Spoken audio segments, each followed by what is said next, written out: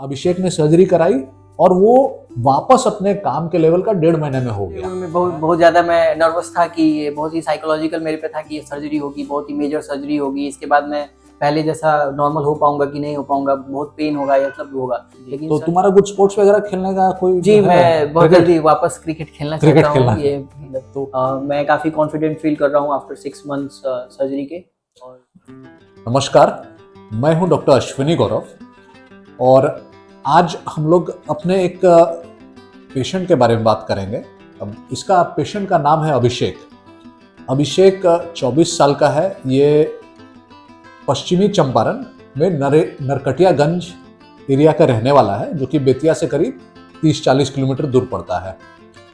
तो अभी हम लोग अभिषेक से काफ़ी समय से मिल रहे हैं। हम लोग अभिषेक से फर्स्ट टाइम हम लोग जुलाई में 2024 में भेंट हुई थी। जब अभिषेक हमारे पास आया था तो इसको अपने राइट नी में इंजरी हुई थी और इंजरी में इसके राइट नी का एसियल लिगामेंट, जो कि एक महत्वपूर्ण लिगामेंट होता है हमारे घुटने का, जो हमारे पैर की टिबिया की हड्डी को फीमर की हड्डी के साथ जोड़ के रखता है, उसमें टियर हो गया था। जब हम लोग ने इसके एमआरआई रिपोर्ट्स को पढ़ा तो उसमें एसियल लिगामेंट के अलावा एक लैटरल मेनिस्कस, जो कि एक हमारे घुटने की गद्दी होती है, जो हमारे घुटने को एक शॉक एब्जॉर्बर की तरह इफेक्ट प्रोवाइड करती है, उसमें भी एक टियर था। अभिषेक को एग्जामिन करने से हमने पाया कि इसका जो घुटना है वो नॉर्मल साइड से थोड़ा ढीला था, जिसको हम लोग एंटीरियर ड्रॉड टेस्ट बोलते हैं, वो पॉजिटिव था। साथ में इसको मेनिस्कस जो फट चुका था उस एरिया में थोड़ा दर्द भी था। अभिषेक चलने में उसको कंप्लेन लचक की रहती थी, उबड़ खाबड़ रास्तों में या सीढ़ी पे, और उस चीज़ से वो काफ़ी परेशान था।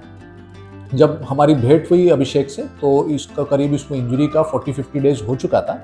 तो मैंने उसको इमीडिएटली सर्जरी की सलाह दी, जो कि एसियल लिगामेंट का रिकंस्ट्रक्शन और जो लैटरल मेनिस्कस है उसका रिपेयर।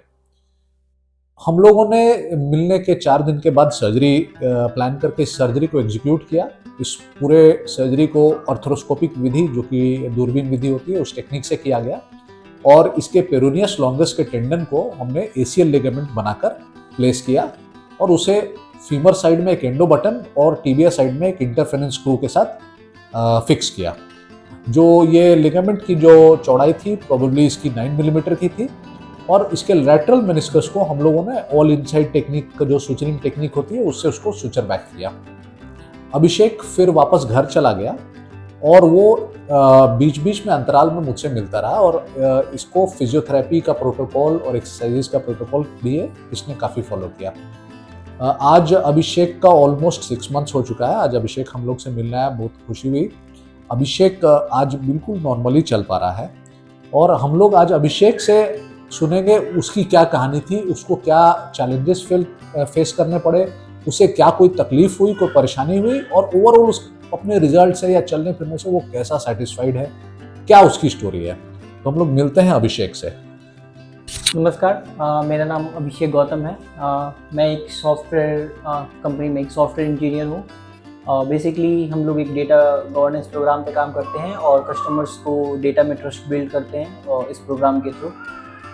तो ये तुम्हारी सॉफ्टवेयर कंपनी कहाँ, यहाँ इंडिया में है या ये सॉफ्टवेयर कंपनी एंटिटी डेटा एक जापानीज कंपनी है जिसका बेंगलोर ऑफिस में मैं वहाँ पे काम करता हूँ।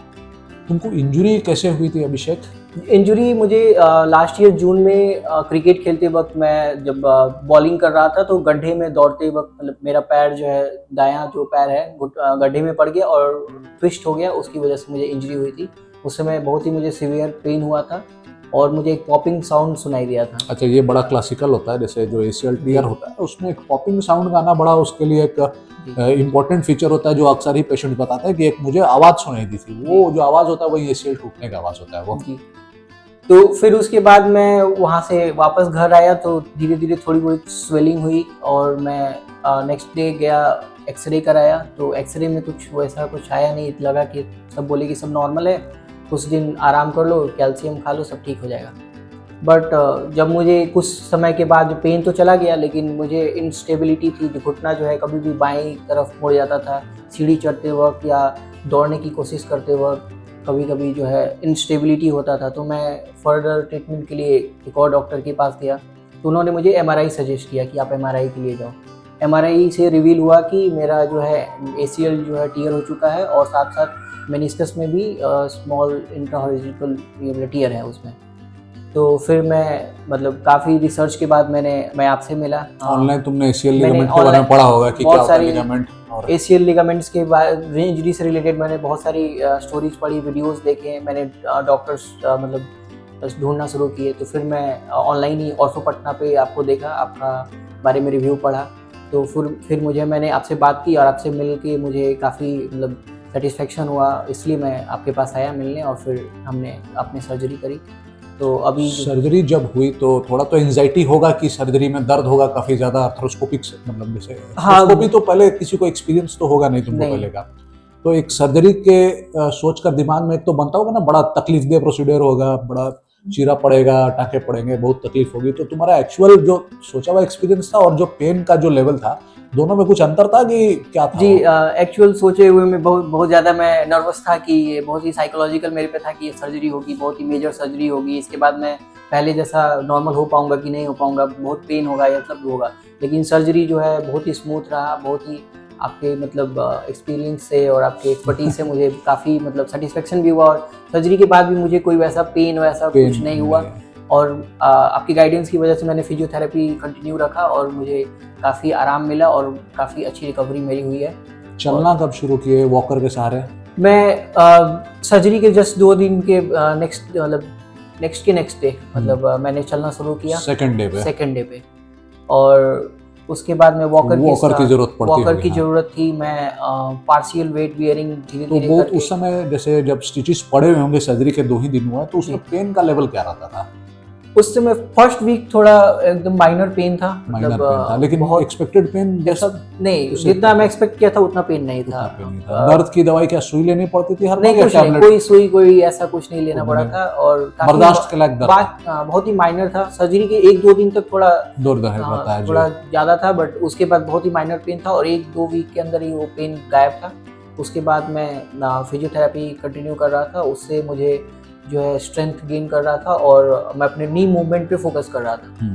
तो फर्स्ट 14-15 डेज में मैं मोर देन 90 डिग्री जो है अचीव कर पाया, मूव कर पाया। उसके बाद मैं अगले मतलब 4 to 6 वीक्स में मैं फुल एक्सटेंशन नी के लिए फिजियोथेरेपी शुरू की और मैं 1.5 मंथ्स के कंप्लीट होने पर मैं अपने फुल नी एक्सटेंशन को अचीव कर पाया। अरे भाई, ये जैसे एक हम लोग जो डिस्कस करते हैं ना 2 वीक्स पे 90 degree and then 4 to 6 week पे full extension and full movement, ये तुम्हारा हो रहा था टाइम से हुआ सारा। तो सपोर्ट कब छूटा तुम्हारा? मैं 6 वीक पे मैं 4 to 6 वीक्स एग्जैक्टली मुझे याद नहीं है, बट मैं 5 वीक्स के बाद मैं वो छोड़ दिया था, मतलब 1 से 1.5 महीने के बीच में वॉकर छोड़ दिया था। और फिर मैं धीरे धीरे तो स्टिक की तो जरूरत कोई पड़ी नहीं, विदाउट स्टिक मैं चल पा रहा था। ठीक है। फिर उसी के बाद मैं आपसे मिलने भी आया था जब मैं वॉकर छोड़ के चलना शुरू किया, तो उसमें काफी थोड़ा स्लोली चलता था, थोड़ा एक नर्वस भी था कि मतलब डर भी था, घबराहट थी कि अभी थोड़ा आराम से चलना है। तो फिर मैं आपसे मिला, फिर फिजियोथेरेपी कंटिन्यू रहा, धीरे धीरे मैं अपने मतलब पैर का जो है स्ट्रेंथ जो है वापस आते गया, तो चलने में एक कॉन्फिडेंस जो है बिल्ड हुआ। सीढ़ियाँ चढ़ना कब से शुरू किया?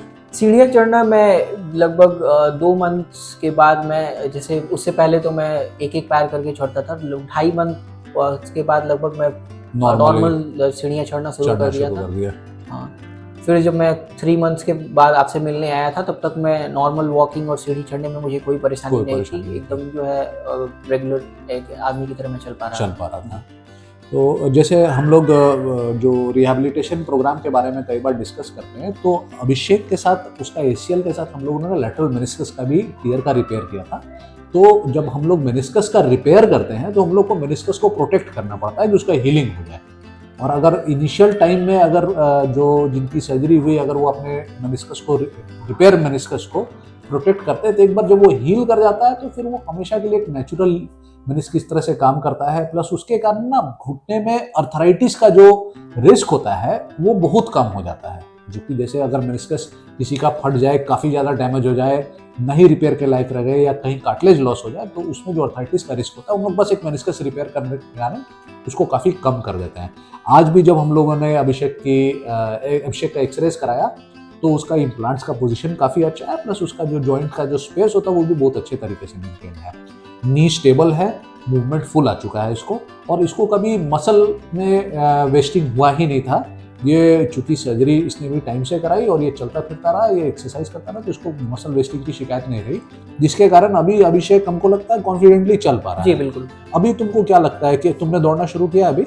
अभी मैंने लाइट जॉगिंग शुरू किया है, लाइट और जॉगिंग शुरू मैं किया है। आपके मतलब वेट कर रहा था कि आप जब बोलेंगे कि अब सेफ है और जॉगिंग और अभी रनिंग तो के लिए, सही मैं 6 मंथ्स इज एकदम जी। परफेक्टली सेफ की यू कैन स्टार्ट रनिंग। जी तो तुम्हारा कुछ स्पोर्ट्स वगैरह खेलने का कोई जी, है? मैं बहुत क्रिकेट? जल्दी वापस क्रिकेट खेलना क्रिकेट चाहता खेलना हूँ। है। ये मतलब तो क्रिकेट काफी- का लेकिन रिहैब जो होता है, कोई भी स्पोर्ट्स का rehab it take some time, है ना। जी। हम लोग ऐसे अचानक से स्पोर्ट्स में नहीं घुसते हैं, जी लेकिन मतलब डेफिनेटली हमको पूरा भरोसा। आज हम लोग डिस्कस भी कर रहे थे लिगामेंटाइजेशन प्रोसेस के बारे जी में। जी लिगामेंटाइजेशन प्रोसेस हुआ कि लिगामेंट जो हम लोगों ने बनाया है एसीएल, जो कि एक टेंडन का ग्राफ्ट है, वो उसका जो टिश्यू है वो बदल के एक लिगामेंट बन जाता है, तो वो करीब 1 साल का समय लेता है। और एक बार जब वो नेचुरल लिगामेंट बन जाता है तो वो फिर जैसे दायां घुटना वैसा बायां घुटना की तरह से काम करता है। तुम कुछ कहना चाहोगे कि सर्जरी के बारे में लोगों को मिथ रखना चाहिए या फिर कोई? नहीं, ये सर्जरी के बारे में बिल्कुल भी मिथ नहीं रखना चाहिए। बहुत ही स्मूथ और सर की जैसा अगर एक्सपर्टीज मिले तो केयर मिले तो बहुत ही आप मतलब होपफुली आप बहुत जल्दी रिकवर हो जाएंगे। आपको पूरा फॉलो करना है जो भी प्रोटोकॉल सर समझाएं, और जो है बिल्कुल भी डर मन में नहीं रखना है। आप पहले की तरफ फिर नॉर्मल हो जाएंगे। मैं काफ़ी कॉन्फिडेंट फील कर रहा हूँ आफ्टर 6 मंथ्स सर्जरी के, और उम्मीद है मैं काफ़ी अच्छा से फिर से रिकवर होके वापस मैं अपने एक्टिविटीज़ को फिर से कंटिन्यू करूँगा।